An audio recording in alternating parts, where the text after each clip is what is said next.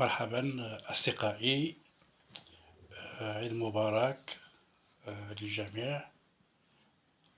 اليوم بغيت نحكي لكم على تجربة مختلفة شوية، على رواية الشرفة. آه، اللي كتبتها شحال هادي. كيفاش تكتبت هاد الرواية هادي؟ بصراحة هاد الرواية ماشي بحال شي حاجة كتكتبها في شهر ولا شهرين. خدات تقريبا 5 سنين ديال الكتابة، وزيد عليهم سنتين باش تشوف النور، يعني باش تطبع وتنشر، وهي تنشرت من طرف مكتبة سلمى الثقافية للنشر والتوزيع مدينة تطوان، لصاحبها عبد الهادي بن يوسف. ولكن ماشي 5 سنين.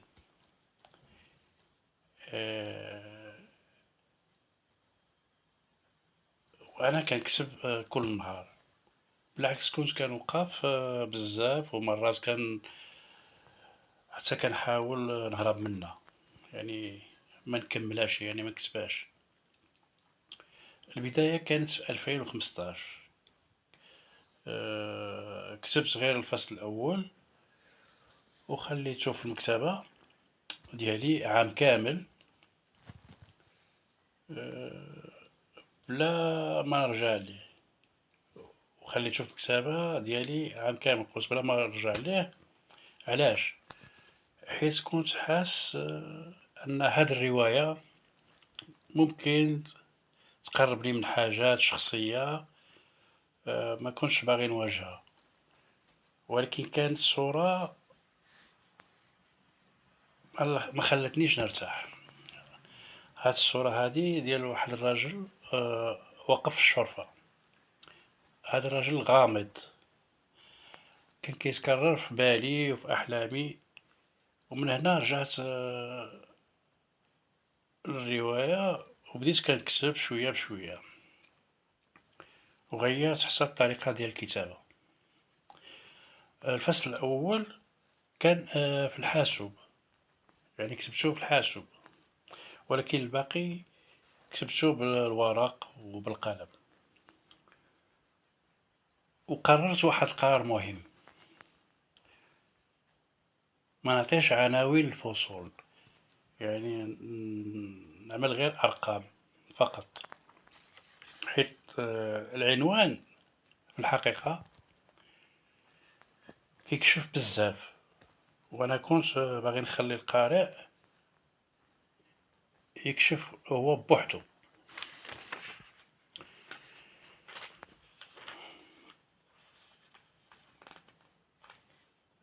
الرواية كتدور على قصة حب بين يحيى وسناء، ولكن حتى على واحد الرجل غامض في الشرفة بلا اسم وبلا تفسير واضح. بالنسبة لي الشرفة ماشي غير مكان، هي الحد بين الداخل والخارج، بين اللي كنشوفوه واللي مخبي. وخلال الكتابة تعلمت واحد الحاجة: الرواية ماشي غير إلهام. وهذا اللي بغيت نقولو أنا بصراحة، وبغيت نتكلم بالدارجة ديالنا. خصها صبر وبحث وتقنية،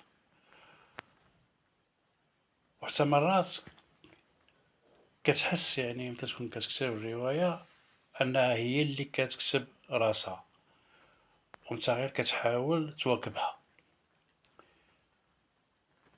ساليت الكتابة ديال هاد الرواية، رواية الشرفة، في 2019، ولكن الرواية بقات حتى ل 2022 باش تنشرت. يعني حتى من بعد ما كتسالي الرحلة ما كتوقفش. في الآخر نقدر نقول أي فكرة كتلاحقك وما كتخليكش يعني كيفاش غنعبر عليها، يمكن تكون هي القصة ديالك. شكرًا بزاف على المشاهدة،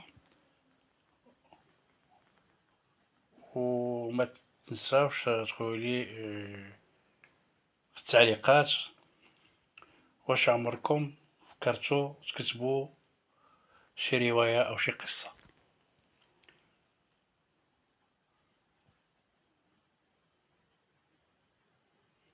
إلى اللقاء.